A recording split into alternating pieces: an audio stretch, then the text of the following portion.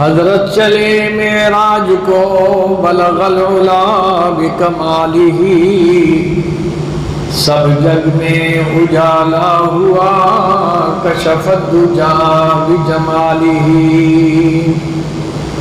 ان کے خصائل نیک تھے حسنت جمیع خصالہ، حور و ملائک سب پڑھیں صلو علیہ وآلہ۔ اللہم صلی علی سیدنا محمد وعلی آل سیدنا و مولانا محمد وبارک وسلم وصلی علیہ۔ محمد مصطفیٰ آئینہ انوار یزدانی، محمد مصطفیٰ دیباچہ آیات قرآنی۔ وہ عظمت ہیں وہ وسعت ہیں محامد اور محاسن میں، احاطہ جس کا کر سکتا نہیں ادراک انسانی۔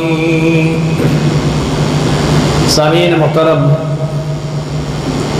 اللہ تبارک و تعالیٰ نے ہمارے آقا مولا امام الانبیاء، شافع روز جزا، خاتم الانبیاء حضرت محمد مصطفیٰ صلی اللہ علیہ وسلم کو ہر شان نرالی بخشی ہے، کردار نرالا بخشا، اخلاق اعلیٰ بخشے، نبوت بے مثال بخشی۔ غرض حضور کی زندگی کے گوشوں پر نظر ڈالی جائے تو آپ کو اللہ تبارک و تعالیٰ نے بے مثل و بے مثال بنایا۔ اسی طریقے سے اللہ نے اپنے نبی کی سیرت کو، آپ کے اخلاق کو بھی بے مثل و بے مثال بنایا۔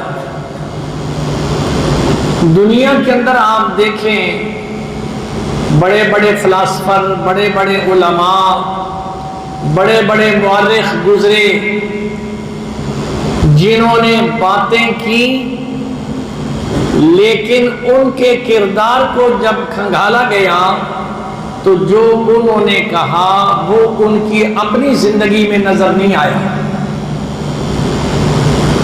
لیکن حضور نبی کریم صلی اللہ علیہ وسلم کی ذات اقدس ایسی ہے کہ حضور نے جو بھی حکم امت کو فرمایا، سب سے پہلے حضور نے خود عمل کر کے دکھایا۔ مثال کے طور پر نماز کے مسئلے کو دیکھ لیں، نبی کریم صلی اللہ علیہ وسلم نے امت کو نماز پڑھنے کا حکم فرمایا، لیکن ہم دیکھیں کہ کیا حضور نے نماز پڑھی ہے؟ پڑھی ہے تو کیسے پڑھی ہے؟ عبادت کا رنگ اور ڈھنگ کیا تھا؟ جب ہم حضور کی زندگی میں دیکھتے ہیں تو حضور نبی کریم صلی اللہ علیہ وسلم اتنی عبادت کیا کرتے تھے، فرائض تو درکنار ساری رات مصلی پہ کھڑے ہیں، نوافل اور تہجد پڑھ رہے ہیں، اور ایک ایک رکعت کے اندر کئی پاروں کی تلاوت کر رہے ہوتے ہیں، حتیٰ حدیث پاک کے اندر آتا ہے حتیٰ تورمت قدما، یہاں تک کہ نبی کریم صلی اللہ علیہ وسلم کے پاؤں مبارک پھول جاتے تھے، سوج جاتے تھے زیادہ دیر قیام کی وجہ سے۔ تو معلوم یہ ہوا کہ حضور نے نماز کا فرمایا تو نماز پڑھ کے دکھائی ایسی کہ جس کی مثال کائنات میں نہیں ملتی ہے۔ حضور نے سخاوت کا فرمایا تو ہم دیکھتے ہیں کہ کیا حضور نے سخاوت فرمائی؟ حضور کی زندگی میں جب ہم دیکھتے ہیں تو مال غنیمت آتا ہے سرکار دو عالم سرور کائنات صلی اللہ علیہ وسلم کے سامنے۔ غزوہ حنین میں کتنا مال آتا ہے؟ 24,000 تو اونٹ ہیں، 40,000 بکریاں ہیں، 6,000 قیدی آتے ہیں، سونا اور درہم و دنانیر کے ڈھیر لگے ہوئے ہیں، آج کل آپ نے دیکھا ہمارے ہاں حکومتوں میں یہ ہوتا ہے، سیلاب آتا ہے، بیرون ملک سے لوگ امداد بھیجتے ہیں، اندرون ملک سے امداد بھیجتے ہیں، وہ امداد وڈیروں میں وزیروں میں تقسیم ہو جاتی ہے، غریب تک نہیں پہنچتی۔ بعد میں پتہ چلتا ہے جناب جو امداد آئی تھی نا اس کے کمبل بازار میں مل رہے ہیں، فلاں قسم کی چیزیں بازار میں مل رہی ہیں۔ معلوم یہ ہوا کہ یہ دنیا کے لیڈر ہیں، اور جو کائنات کا لیڈر میرے اور آپ کے آقا جناب محمد رسول اللہ صلی اللہ علیہ وسلم ہیں۔ جب مال غنیمت آ گیا حضور نے فرمایا اعلان کر دو، سارے لوگ مدینے والے آ جائیں جو مستحق ہیں۔ ایک سرے سے حضور شروع ہوئے، کیا اونٹ، کیا بکریاں، کیا درہم و دنانیر، سارے کا سارا تقسیم کر دیا، ایک قطرہ بھی اپنے لیے نہیں چھوڑا، بلکہ آپ نے فرمایا من ترک مالا فلورثته ومن ترک دینا فعلیہ۔ تم میں سے اگر کسی نے مال چھوڑا ہے اس کا مال کا اس کے وارث جو ہیں وہ وارث ہوں گے، لیکن اگر تم میں سے کوئی ایسا شخص ہے دنیا سے چلا گیا ہے جس کے پاس مال موجود نہیں، قرضہ اس کے سر پر ہے، حضور نے فرمایا فعلیہ، اس غریب کا قرضہ میں ادا کروں گا۔ تو حضور نبی کریم صلی اللہ علیہ وسلم کی سیرت طیبہ کو دیکھیں، آپ نے جو حکم بھی فرمایا سب سے پہلے حضور نے خود عمل کر کے دکھایا۔ اسی طرح حضور نبی کریم صلی اللہ علیہ وسلم نے آپ نے ارشاد فرمایا بعثت لأتمم مکارم الاخلاق۔ اے کائنات والوں، اللہ نے مجھے بھیجا ہی اس لیے ہے کہ میں دنیا والوں کو اخلاق سکھاؤں، اخلاق کیا چیز ہے۔ اور دوسرے مقام پر آپ صلی اللہ علیہ وسلم نے فرمایا ان اکمل المؤمنین ایمانا احسنهم خلقا۔ مومن کا ایمان اس وقت مکمل ہوتا ہے جب اس کے اخلاق اچھے ہو۔ ایک آدمی ہے بڑا نمازی ہے، بڑا تہجد گزار ہے، تبلیغ میں بھی ٹائم لگایا ہوا ہے، لیکن اخلاق کا کوڑا ہے۔ حضور نے فرمایا اس کی عبادت اس کی نجات کے لیے کافی نہیں، اس لیے کہ اصل انسانیت تو ہے اس کے اندر اخلاق ہو، اخلاق ہی اس کے پاس موجود نہیں ہے۔ بعض لوگ ہوتے ہیں ایسی روکھی بات کر دیتے ہیں اگلے کا دل جلا دیتے ہیں، ٹھیس پہنچتی ہے۔ اور یہ جو زبان کا نشتر ہوتا ہے نا یہ بڑا خطرناک ہے۔ ایک عربی کے شاعر فرماتے ہیں، فرمایا جراحات السنان لا التیام ولا یلتام ما جرح اللسان۔ فرمایا تلواروں کے زخم مٹ جاتے ہیں لیکن زبان کا زخم جو ہے نا وہ نہیں مٹتا ہے۔ اس لیے حضور نبی کریم صلی اللہ علیہ وسلم نے ایک موقع پر صحابہ کرام کو فرمایا انسان کے جسم میں ایک چھٹاک گوشت کا ٹکڑا ہے، وہ اس کو جنت میں بھی پہنچانے والا ہے، وہ اس کو جہنم میں بھی پہنچانے والا ہے۔ صحابہ کرام رضوان اللہ تعالیٰ علیہ مجمعین نے عرض کی یا رسول اللہ صلی اللہ علیہ وسلم وہ کون سا جسم کا ٹکڑا ہے جو اتنا خطرناک ہے؟ آپ نے اپنی زبان مبارک باہر نکال کے فرمایا یہ وہ زبان ہے جو مخلوق خدا کے اندر جوڑ کی بجائے توڑ کرتا ہے، خاندانوں کو توڑ دیتا ہے، معاشرے کو برباد کر دیتا ہے۔ تو اس لیے حضور نبی کریم صلی اللہ علیہ وسلم نے فرمایا سب سے بنیادی چیز کیا ہے؟ انسان کے اخلاق۔ اور اب حضور نبی کریم صلی اللہ علیہ وسلم نے ہمیں اخلاق کا درس دیا، ہم دیکھیں کہ کیا حضور نبی کریم صلی اللہ علیہ وسلم نے اخلاق کا درس تو دیا ہے، عمل کر کے بھی دکھایا ہے۔ جب ہم حضور کی زندگی میں دیکھتے ہیں تو ہم آتے ہیں طائف کے میدان میں، وہ طائف کا میدان جہاں میرے اور آپ کے آقا جناب محمد الرسول اللہ صلی اللہ علیہ وسلم مکہ والوں کے ظلم و ستم سے تنگ ہو کر طائف کی بستی میں گئے کہ شاید وہ لوگ میری بات سن لیں، لیکن طائف والوں نے جناب محمد الرسول اللہ صلی اللہ علیہ وسلم پر ان کی بات سننے کی بجائے ان پر اتنا تشدد کیا، آپ کے جسم مبارک سے لہو نکلنا شروع ہو گیا، حتیٰ کہ حدیث پاک کے اندر آتا ہے نبی کریم صلی اللہ علیہ وسلم کو جو پتھر لگے ہیں، کس چہرے پہ پتھر لگے ہیں جس کی قسمیں اللہ اٹھاتا ہے، جن گلیوں میں میرے محبوب چلے ہیں، جہاں حضور کے طلبے لگے ہیں، وہاں کی قسمیں رب ذو جلال اٹھاتا ہے، آج وہ چہرہ دین کی خاطر اور اللہ کے حکم کی خاطر لہو لہان ہوا ہے، کوئی پرسان حال نہیں ہے، اور پہاڑوں کا فرشتہ آ جاتا ہے، آگ والا فرشتہ آ جاتا ہے، پانی والا فرشتہ آ جاتا ہے۔ اے اللہ کے نبی، اگر آپ ہمیں فرمائیں تو ہم پہاڑوں کو آپس میں ملا دیں اور طائف کی بستی کو ہم کیما بنا دیں۔ میرے اور آپ کے آقا جناب محمد الرسول اللہ صلی اللہ علیہ وسلم نے کیا فرمایا؟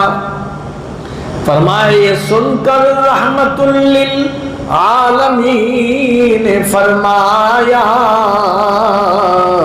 کہ میں اس دور میں قہر و غضب بن کر نہیں آیا۔ فرمایا تم نے قرآن نہیں پڑھا ہے جس میں اللہ نے مجھے مخاطب ہو کے فرمایا وَمَا أَرْسَلْنَاكَ إِلَّا رَحْمَةً لِلْعَالَمِينَ، اے محبوب ہم نے آپ کو جہانوں کے لیے رحمت بنا کے بھیجا ہے، اللہ نے مجھے رحمت بنا کے بھیجا ہے۔ حضور اپنے دشمنوں کے لیے فرماتے ہیں کہ میں تو ان کے لیے بد دعا نہیں کرتا ہوں، بلکہ جو آپ کے ساتھی صحابی تھے نا ساتھ، جب حضور نے ڈھال ہو کے ایک درخت کے نیچے بیٹھے تو وہ عرض کرنے لگا یا رسول اللہ صلی اللہ علیہ وسلم بد دعا فرما دیجئے، یہ بستی والے تباہ و برباد ہو جائیں۔ حضور نبی کریم صلی اللہ علیہ وسلم نے فرمایا ٹھیک ہے ہاتھ اٹھاؤ۔ انہوں نے ہاتھ اٹھائے، صحابی رسول سمجھ رہا ہے کہ بس اب حضور بد دعا فرمائیں گے یہ بستی تباہ ہو جائے گی، لیکن جب حضور نے دعا مانگنی شروع کی تو حضور نے کیا فرمایا؟ فرمایا اللہم اہد قومی فإنہم لا یعلمون، اے اللہ یہ لوگ جنہوں نے مجھے پتھر مارے، جنہوں نے مجھے پینے کے لیے پانی نہیں دیا، کھانے کے لیے انہوں نے مجھے روٹی نہیں دی، میرے جسم کو لہولہان کر دیا ہے، اے اللہ اس چیز کو دیکھ کر کہیں ان لوگوں پر عذاب نہ برسانا، انہیں ہدایت نصیب فرمانا۔ دشمن کی ہدایت کے لیے میرے اور آپ کے آقا جناب محمد رسول اللہ صلی اللہ علیہ وسلم دعا فرما رہے ہیں اے اللہ انہیں معاف فرما دے۔ وہ میرے اور آپ کے آقا جناب محمد رسول اللہ صلی اللہ علیہ وسلم جب آپ مکہ فتح ہو رہا ہے، حضور نبی کریم صلی اللہ علیہ وسلم فاتح کی حیثیت سے مکہ میں داخل ہو رہے ہیں۔ آج ہمارے ہاں یہ ہوتا ہے اگر کوئی آدمی الیکشن میں کامیاب ہو جائے تو ایک دو آدمی کھڑے ہوتے ہیں، ایک ہارتا ایک جیتتا ہے، تو پھر جیتنے والے کی خواہش اور اس کے دوستوں کی خواہش یہ ہوتی ہے ہم ہارنے والے کے گھر کے سامنے جھومر ڈالیں گے، ڈھول بجائیں گے، اس کے دل کو چھلنی کریں گے۔ یہ کون کرتا ہے؟ آج کا مسلمان کرتا ہے۔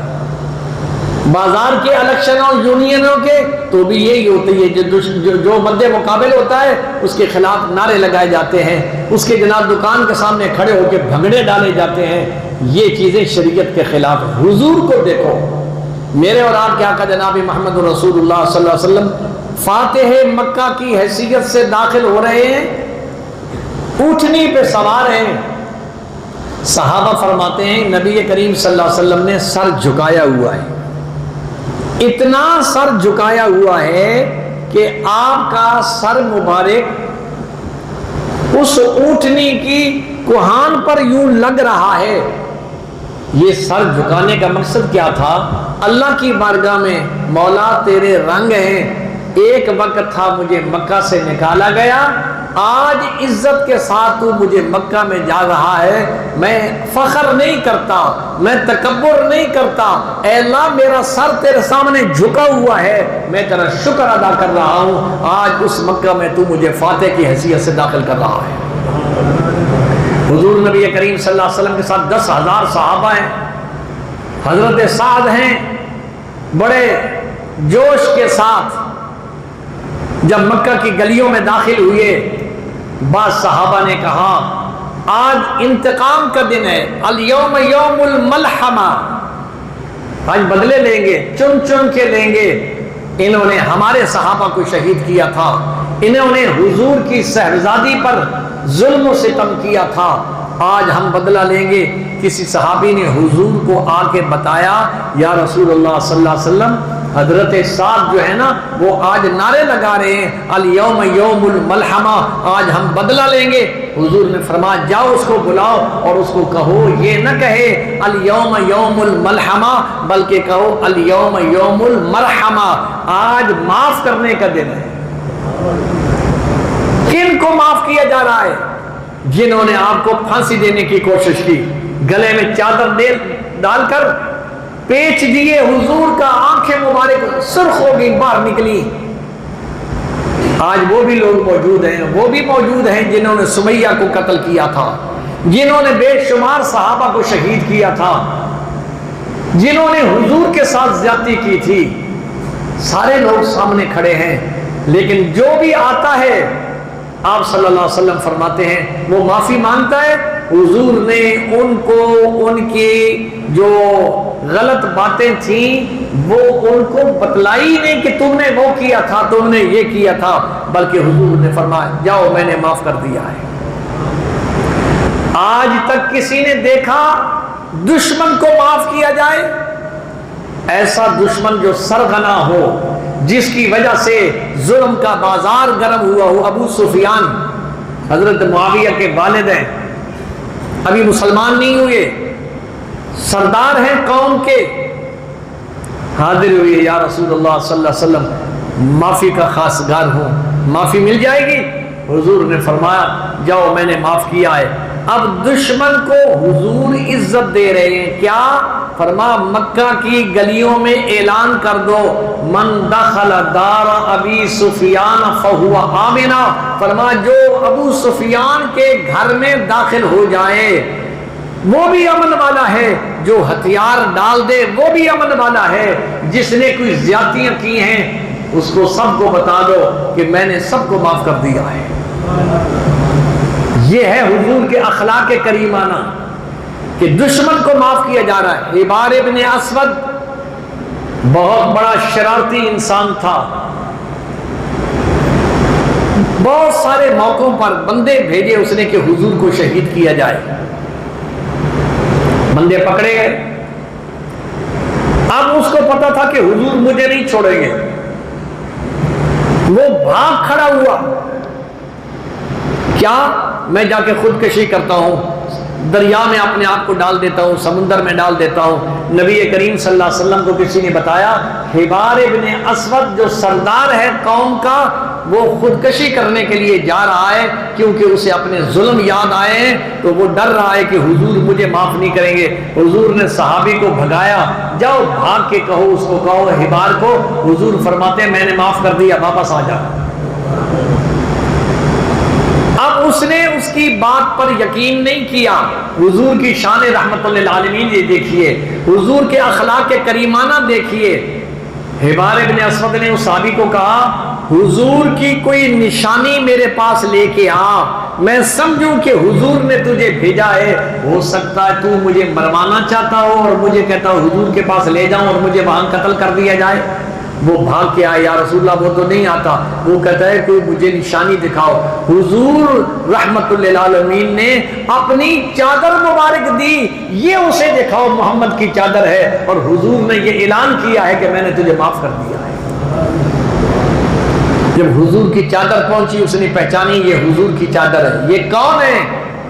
یہ حبار بن اسود وہ ہے جس نے حضور پر کئی دفعہ قاتلانہ حملے کروائے ہیں، کئی صحابہ کے شہید کرانے میں اس کا ہاتھ تھا، لیکن آج حضور کے اخلاق کریمانہ دیکھیے. سرکار دو عالم سرور کائنات صلی اللہ علیہ وسلم چاہتے ہیں کہ اللہ کے بندے جہنم کی آگ سے بچ جائیں، میں محمد اپنی سارے کے سارے دشمنوں کو معافی کا اعلان دیتا ہوں. یہ ہے حضور نبی کریم صلی اللہ علیہ وسلم کے اخلاق کریمانہ. اس لیے حضور نے فرمایا بعثت لأتمم مکارم الاخلاق، اللہ نے مجھے دنیا میں بھیجا ہی اس لیے کہ میں انسانیت کو اخلاق سکھاؤں. اخلاق کیا ہے؟ آپ صلی اللہ علیہ وسلم نے فرمایا صل من قطعک واعف عمن ظلمک واحسن الی من اساء الیک. میرے آقا نے 3 اصول فرمائے جو اس سے اعلی اخلاق نہیں ہو سکتا. آپ نے فرمایا سل من قطعک، جو تم سے توڑے تم اس سے جوڑو. واعف عمن ظلمک، جس نے تم پر ظلم کیا ہو، زیادتی کی ہو، حضور نے فرمایا تم اسے معاف کر دو. واحسن الی من اساء الیک، جس نے تمہارے ساتھ برا سلوک کیا ہو تم اس کے ساتھ حسن سلوک کرو. یہ میرے آقا نے صرف فرمایا نہیں، عمل کر کے دکھایا. عبداللہ ابن ابی کا بیٹا مسلمان ہو گیا. عبداللہ ابن ابی رئیس المنافقین تھا. ہر موقع پر مسلمانوں کو اور خاص کر کے حضور کو تکلیف پہنچائی.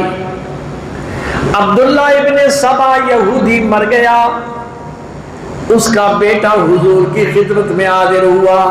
یا رسول اللہ صلی اللہ علیہ وسلم، میرا ابا فوت ہو گیا ہے، آپ میرے ابا کا جنازہ پڑھا دیجئے. اب اندازہ فرماؤ، آج مسلمان وہ دکاندار ہو، وہ سیاستدان ہو، وہ جناب والا جس طبقے سے بھی تعلق رکھتا ہو، تھوڑی تھوڑی باتوں کی وجہ سے کہتے ہیں میں نے اس کا جنازہ نہیں پڑھنا، میں نے اس کے ساتھ بولنا نہیں ہے، میں نے اس کے ساتھ یہ کرنا ہے وہ کرنا ہے. حضور کی زندگی کو دیکھو. عبداللہ ابن سبا یہودی جو سب سے بڑا دشمن تھا، اس کا بیٹا آتا ہے یا رسول اللہ میرے ابا کا جنازہ پڑھا دیجئے. حضور نے فرمایا ٹھیک ہے، میں تیرے باپ کا جنازہ پڑھا دوں گا. ابھی تک یہ حکم نازل نہیں ہوا تھا کہ آپ کسی غیر مسلم کا جنازہ نہیں پڑھ سکتے، ابھی اجازت تھی. تو حضور نے فرمایا میں جنازہ پڑھوں گا. حضور نے اس کو یہ نہیں کہا بیٹا ٹھیک ہے تیرا باپ ہے، لیکن تجھے پتا ہے اس نے فلاں موقع پر زیادتی کی، فلاں موقع پر زیادتی کی، فلاں موقع پر زیادتی کی. حضور نے یہ بات ہی نہیں فرمائی، فرمایا میں جنازہ پڑھنے کے لیے تیار ہوں. پھر وہ عرض کرنے لگا یا رسول اللہ صلی اللہ علیہ وسلم، میرے ابا کی وصیت تھی حضور کو درخواست کرنا اگر اپنی چادر مبارک مجھے دے دے، مجھے اس چادر میں دفن کر دینا، ہو سکتا اللہ میرے اوپر رحم کر دے. حضور کی شان رحمت للعالمین یہ دیکھیے. حضور نے یہ نہیں کہا میں چادر کیوں دوں، میری چادر پاک ہے وہ ناپاک ہے. حضور نے فوری اپنے جسم سے چادر مبارک اتار کے دے دی، جاؤ میرے دشمن کو جا کے یہ چادر کا کفن دے دو. جب جنازے کی صفیں بننے لگی، سیدنا عمر فاروق رضی اللہ تعالیٰ عنہ بڑے جوش میں، غیرت ایمانی کا تقاضا ہے، دشمن کا جنازہ کیسا پڑھا جائے. عام دشمن نہیں، یہ تو بڑا ٹاپ کا دشمن تھا، ہر موقع پر دھوکہ دینے والا دشمن تھا. حضور نبی کریم صلی اللہ علیہ وسلم نے فرمایا اے عمر جوش نہ کر، اللہ نے مجھے منع نہیں کیا جنازہ پڑھانے کے لیے، اس لیے اس کی خواہش ہے چاہے وہ میرا دشمن ہے. آج محمد اپنا اخلاق دشمنوں کو دکھانا چاہتا ہے، تم نے برا کیا ہے، میں محمد نے تمہاری برائی کو بھلا دیا ہے. سل من قطع کا جو توڑے تو جوڑ، واعف عمن ظلم کا جو تم پر ظلم کرے حضور نے فرمایا تم معاف کر دو. وَأَحْسِنْ إِلَىٰ مَنْ أَسَاءَ إِلَيْكَ جو تم سے برا سلوک کرے تم اس کے ساتھ اچھا سلوک کرو. حضور نے جنازہ پڑھا دیا. جنازہ پڑھانے کے بعد اللہ کریم کی طرف سے فوراً وحی نازل ہو گئی، وَلَا تُصَلِّ عَلَىٰ أَحَدٍ، اے میرے محبوب آج کے بعد کسی مشرک کا، کسی غیر مسلم کا جنازہ آپ نے نہیں پڑھانا۔ لیکن جب تک آرڈر نہیں آیا تھا، حضور کا کردار دیکھیے، حضور کے اخلاق کریمانہ دیکھیے، سرکار دو عالم سرور کائنات صلی اللہ علیہ وسلم اتنے بڑے دشمن کو بھی معاف کر دیتے ہیں۔ اس لیے میرے اور آپ کے آقا جناب محمد رسول اللہ صلی اللہ علیہ وسلم نے فرمایا، ان المؤمن لیدرک بحسن الخلق من درجۃ الصائم والقائم، فرما مومن اچھے اخلاق کی وجہ سے اللہ اس کو اتنا مقام دے دیتا ہے، اس کے مقابلے میں ایک آدمی وہ ہے ساری رات کھڑا ہو کے تہجد پڑھتا ہے، عبادت کرتا ہے، سارا دن روزہ رکھتا ہے، فرمایا وہ اس مقام تک نہیں پہنچ سکتا جس مقام پر اچھے اخلاق والا پہنچ جاتا ہے۔ یعنی اچھے اخلاق کی وجہ سے انسان تہجد گزار کا ثواب حاصل کر سکتا ہے، اچھے اخلاق کی وجہ سے۔ اور حضور نبی کریم صلی اللہ علیہ وسلم نے فرمایا، انا زعیم ببیت فی وسط الجنت لمن حسن خلقہ، فرما لوگوں میں ضمانت دیتا ہوں جو آدمی دنیا میں رہ کر اچھے اخلاق رکھے، زیادتی کرنے والے کو معاف کر دے، برا سلوک کرنے والے کے ساتھ اچھا سلوک کرے، حضور فرماتے انا زعیم، میں ضامن ہوں اس شخص کے لیے جس کے اخلاق اچھے ہوں۔ یا رسول اللہ کیا لے کر دیں گے؟ فرمایا جنت کے درمیان میں محل لے کے دوں گا، جنت کے درمیان میں اس شخص کو جو ہے وہ محل لے کے دوں گا جو اچھی کردار کا مالک ہو، اچھے اخلاق کا مالک ہو، برائی کا بدلہ برائی نہیں، برائی کا بدلہ اچھائی میں دے۔ حضور نے فرمایا میری زندگی تمہارے سامنے ہے۔ حضور نبی کریم صلی اللہ علیہ وسلم نے فرمایا ما من شیء اثقل فی المیزان المؤمن یوم القیامت لمن حسن الخلق، فرمایا قیامت کے دن جب وزن اعمال ہوگا، اس وزن اعمال میں سب سے زیادہ وزن اچھے اخلاق والے کا ہوگا۔ اس لیے میں نے عرض کیا بہت سارے لوگ ہیں نمازیں پڑھتے ہیں، اخلاق اچھا نہیں ہے، زبان کے اچھے نہیں ہیں، پڑوسی کا خیال نہیں کرتے، تو حضور نے فرمایا جو اچھے اخلاق والا ہوگا میں محمد ضمانت دیتا ہوں کہ قیامت کے دن جنت کے میدان کے درمیان میں محل لے کر دوں گا۔ اس سے بڑی شان آپ دیکھیں کون سی ہو سکتی ہے؟ میرے اور آپ کے آقا جناب محمد رسول اللہ صلی اللہ علیہ وسلم نے جو دین پھیلا ہے نا، یہ دین کفار کو کہتے ہیں تلوار سے پھیلا ہے، لیکن ہمارا دعویٰ کیا ہے کہ دین تلوار سے نہیں پھیلا، اخلاق سے پھیلا ہے۔ اب دیکھیں کیسے پھیلا۔ نبی کریم صلی اللہ علیہ وسلم مسجد نبی میں تشریف فرمائے، ایک اجنبی دیہاتی آیا، اس کو کیا پتا غیر مسلم ہے کہ مسجدیں کیا ہوتی ہیں، اور مسجد نبی کا سین بھی کچا تھا، جس طرح بازار کی مٹی ہوتی ہے، مٹی تھی۔ اس کو پیشاب کی ضرورت پڑی، جب پیشاب کی ضرورت پڑی نا تو وہ ایک کونے میں بیٹھ کر پیشاب کرنے لگا۔ صحابہ نے دیکھا یہ مسجد میں پیشاب کر رہا ہے، فوراً اس کے پیچھے بھاگے۔ حضور نے فرمایا ٹھہر جاؤ، اس کو فارغ ہونے دو، اس کو فارغ ہونے دو۔ ہمارے ہاں تو یہ ہوتا ہے ذرا کوئی ایسا معاملہ ہو جائے، یہ جو آج کل عجیب سلسلہ چل پڑا ہے بغیر تحقیق کے جناب والا، اس کو قتل کر دو، اس کو مار دو، یہ گستاخ ہے، یہ فلاں ہے۔ کتنے لوگوں کی جانیں ہمارے معاشرے نے لے لی ہیں، اور غلط فہمی کی وجہ سے۔ جب وہ پیشاب سے فارغ ہو گیا نا، حضور نے اسے بھی بلایا اور صحابہ کو بھی اکٹھا کیا، فرمایا اگر جس طرح تم بھاگ کر گئے ہو اس کو تم بھگاتے تو وہ ساری مسجد کے اندر پیشاب، کیونکہ وہ تو پیشاب کرنا شروع کر دیا، ساری مسجد کے اندر پیشاب آتا، اب تو ایک جگہ پر ہوا ہے۔ نمبر 2، حضور نبی کریم صلی اللہ علیہ وسلم نے اس غیر مسلم کے ساتھ شفقت فرماتے ہوئے ارشاد فرمایا یہ مسجدیں اللہ کی عبادت کے لیے، یہ ہماری عبادت خانے ہیں، یہاں پیشاب نہیں کیا کرتے، آئندہ کے لیے آپ نے پیشاب، اس نے کہا یا رسول اللہ صلی اللہ علیہ وسلم مجھے نہیں پتا تھا، میں مسجد کے آداب کو نہیں جانتا ہوں۔ پھر وہ تھوڑی دیر بیٹھا اور جب جانے لگا نا، اس کے پاس سواری نہیں تھی۔ اخلاق دیکھیے، جس سے غلطی ہوئی ہے لوگ اسے سزا دیتے ہیں، حضور انعام دے رہے ہیں، حضور عزت دے رہے ہیں۔ فرمایا اس کے پاس سواری نہیں، لو میرا اونٹ اسے دے دو تاکہ اپنی بستی میں پیدل نہ جائے، یہ سواری پر جائے۔